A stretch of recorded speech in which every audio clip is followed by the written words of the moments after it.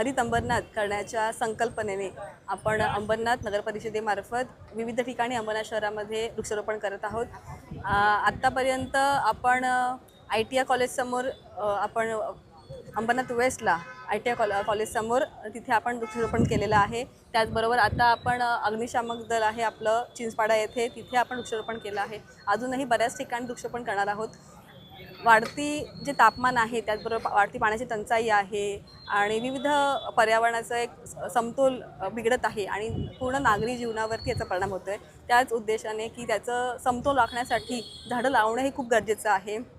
त्या उद्देशाने आज सगळ्या अंबरनाथकरांना पण मी आवाहन करते की प्रत्येकाने ॲटलिस्ट एक तरी झाड लावावं आणि त्याचं संगोपन करावं। आता आपण पण ही मोठी झाडं लावलेली आहेत जेणेकरून ती जगतील आणि त्यांचं आता पावसाळा व्हायच्या आधी आपण ती झाडं लावली, त्याच्यामुळे पाऊस पडेपर्यंत त्यांचं आपण काळजी घेणार आहोत आणि पाऊस जेव्हा येईल तेव्हा आपोआपच त्यांना पाणी मिळणार आहेत आणि मोठी झाडं असल्यामुळे ती चांगली जगतील अशी अपेक्षा आहे। आणि आपण फळांची झाडं लावलेली आहेत, जांभूळ असे, त्याचबरोबर नंतर मग आपण म्हणजे बरेच वेगवेगळी झाडं, कडुलिंबाचं पण झाड आहे आणि विविध अशी झाडं लावलेली आहेत ज्याची पालापाचोळा असं पडणार नाही, जास्त हे पण होणार नाही, कचरा होणार नाही।